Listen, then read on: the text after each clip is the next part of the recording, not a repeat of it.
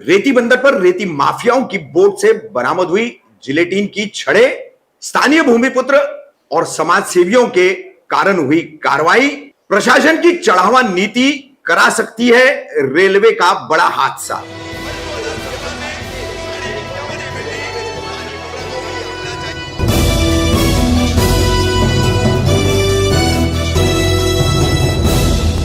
मैं रफीक कामदार हिंदुस्तानी रिपोर्टर में आपका स्वागत है।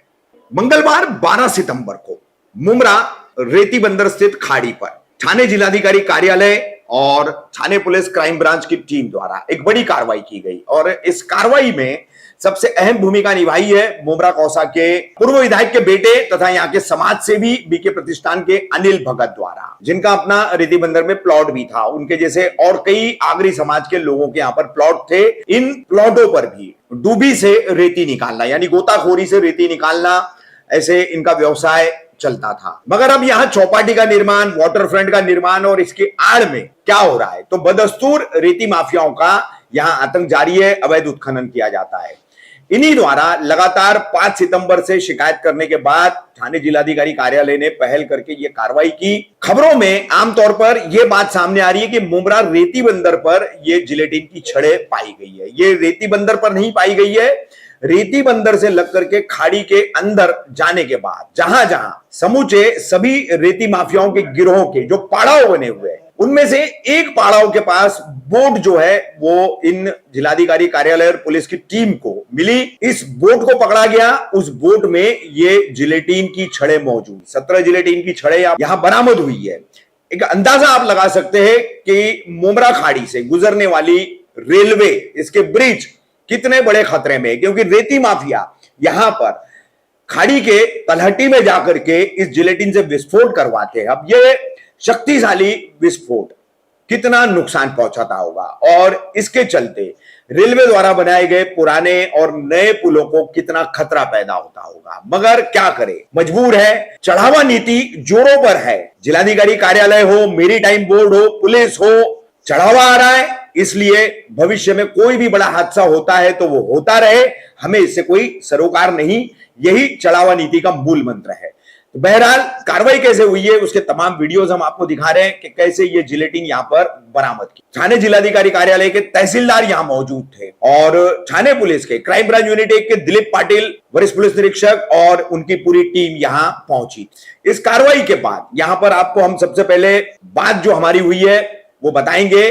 पर्यावरण प्रेमी है, पर्यावरण कार्यकर्ता है, एनवायरमेंटलिस्ट है रोहित जोशी, थाने के जो सरकार की पर्यावरण समिति के सदस्य भी है। दूसरी तरफ इस कार्रवाई को करवाने के लिए लगाने वाले स्थानीय भूमिपुत्र अनिल भगत। यहां आपको एक और खुलासा कर दे कि कुछ ही दिन पहले अनिल भगत को प्रशासनिक विभाग द्वारा एक अधिकारी द्वारा बुला करके उन्हें कि आप धमकाने का काम करते हो, आप लोगों को धमका रहे हो, और वो भी किस मामले में, तो इन्हीं रेती माफियाओं के मामले में ऐसी बातें कही गई है जिसकी हमें खुद अनिल भगत ने जानकारी दी है। तो कितनी ये चढ़ावा नीति सर चढ़ करके बोल रही है। आज जिलेटिन की छड़ें मिली है, कल आरडीएक्स आ सकता है, कोई और दूसरी विध्वंसकारी चीजें आ सकती है और ये सिलसिला ऐसे ही चलता रहा और ये जिलेटिन यहां पर रेती माफियाओं द्वारा ला करके समंदर और खाड़ी के तलहटी में विस्फोट कराते रहे तो निश्चित तौर पर भविष्य में रेलवे को एक बहुत बड़े हादसे का सामना करना पड़ेगा। सैकड़ों हजारों जाने इसमें जा सकती है। देखो,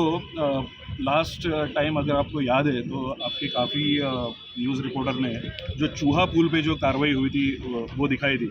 उधर भी चूहा पुल से लेके पूरा साबी गांव तक, दीवा तक, ये पूरा उन्होंने जो माफिया है उन्होंने कोविड का फ़ायदा उठा के वहाँ पे एक पूरा ये बना दिया था, रास्ता बना दिया था 4 किलोमीटर का। वो तो होता है ज़मीन पर। अभी पानी में क्या होता है, पानी में रेती अवैध रूप से पानी से रेती निकाला जाता है। अभी ये कलवा खाड़ी में, मुमरा खाड़ी में रेती बची नहीं है। तो अभी वो क्या करते हैं कि जिलेटिन या कुछ ऐसा स्फोटक का यूज़ करके वो लोग रेती को अलग करते हैं मैंग्रोव एरिया में से और उसको सक्शन पंप से निकालते हैं। अभी जिला प्रशासन ने पिछले महीने में काफ़ी बार इनके ऊपर कार्रवाई की है, फिर भी ये लोग डर नहीं रहे, फिर भी धड़ल्ले से यहाँ पे रोज के रोज ये अवैध रेती का उत्खनन जो है वो चालू ही है। तो आज जो जिलेटिन का ये मिला है वो चार्ज था, इसका मतलब ये बहुत खतरनाक हो सकता था। इनके पास ये आया कहाँ से, सबसे पहला ये तो मुद्दा है कि इनके पास ये जिलेटिन उपलब्ध कहाँ से हुआ। इसकी तहकीकात पुलिस ने करनी चाहिए, पुलिस प्रशासन ने इसकी खोज करनी चाहिए, इसके रूट कॉज देखना चाहिए कि यह कहाँ से उनको उपलब्ध हो रहा है, उनके ऊपर कार्रवाई करनी चाहिए। ना ही हम लोग अभी तक 1993 का बॉम्ब ब्लास्ट भूले जब भी यही सब खाड़ी के किनारों में RDX पाया गया था। तो ऐसा उसका ये नहीं हो, यही हमारी सब लोगों की, स्थानिक लोगों की ये है, चाह है। रोहित सर, जिस तरीके से 2 बोट पकड़ी गई है रेती माफिया की, तो इसका नाम क्या है? इन लोग किसका है मतलब? नहीं, वो तो हम लोग नहीं बता सकते क्योंकि जब भी उनके ऊपर रेड किया तभी वो लोग पानी में कूद के वो लोग तो भाग गए क्या, और अंदर भी पुलिस ने छानबीन की लेकिन उनको अंदर से कुछ मिला नहीं। कुछ मोबाइल सामान वगैरह सब कुछ मिला है, उससे अभी तहकीकात जारी रहेगी, उसके आगे ही समझेगा कि क्या उसमें है क्या नहीं है। तो ये कब से चल रहा है, कुछ आइडिया है क्या रेती माफिया? ये तो कब से चल रहा है, ये तो काफ़ी सालों से चल रहा है। लेकिन इसके ऊपर जो स्थानिक भूमिपुत्र है, जो आगरी है, जो कोहली है, वो सब लोग जिनका उनके ऊपर उदरनिर्वाह था, जो उनके ऊपर ब्रेड एंड बटर था इनका, वो छीन के उन्होंने ये वाटर फ्रंट जैसा प्रोजेक्ट ला दिया और कुछ किया। उन्होंने जो डूबी मार के जो रेती निकालते थे उसके ऊपर बंदी ला के रखी और इनका पूरा व्यवसाय वो छीन लिया, और फिर भी वो लोग ये नहीं रोक पा रहे।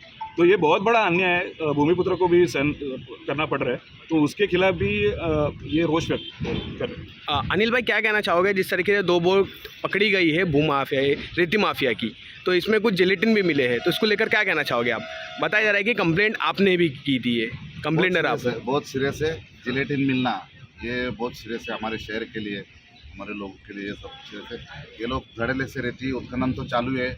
हम आग के सामने हमारे देखते हैं, हम लोग आग बंद करते हैं, मुंह बंद करते, कितने साल ऐसा रहेगा। मगर ये कुछ ऐसे भी हो रहा है कि ये चोर को छोड़ के अच्छे को फांसी देना, ऐसा कुछ बात हो गई मेरे बारे में। इसके लिए मैंने ऊपर तक ये सब शिकायत की और उसका ये नतीजा और ये आज की कार्रवाई में ये सीरियस बात हो गई कि इतना जिलेटिन वगैरह उपलब्ध हो गई। अनिल जी, आपने शिकायत कब की थी? मैंने शिकायत की है तो उसको 5 तारीख को मैं शिकायत की थी। 5 सितंबर को आपने शिकायत की थी और आज ये कार्रवाई हुई? आज कार्रवाई 1 हफ्ते बाद कार्रवाई की गई। 1 हफ्ते बाद कार्रवाई। तो ये मैं कल गया, कलेक्टर सर जी से मिला, उन्होंने मेरी रिक्वेस्ट सुनी और उन्होंने सहकार किया, इसके लिए ये कार्रवाई हो पाई। जो रेती माफिया की जो 2 बोट पकड़ी गई, तो किसकी है, कौन है ओनर इसका? कौन चला रहा है ये सब? बहुत से रेती माफिया, कोई कौन है क्या, मैं ये बोट किसकी है वो भी नहीं मालूम नहीं है। आप इस कार्रवाई से कितना संतुष्ट है? आपको लग रहा है इस कार्रवाई के बाद कार्रवाई तो ऐसे कार्रवाई तो बहुत बार हो गई है। जिलेटिन नहीं मिला होगा शायद, मगर अभी तो बहुत सिरे से जिलेटिन भी मिला। इससे पहला बहुत कार्रवाई हुई। आज आप जाएंगे यहाँ पे सर्वे कीजिए तो रेती बंदर के प्लॉट पे जो कुंडी बना के, जो वेल बना के रेती खाली है, अभी भी आपको मिलेगा। ये कौन चालू रखा है? ये इसको आशीर्वाद किसका है?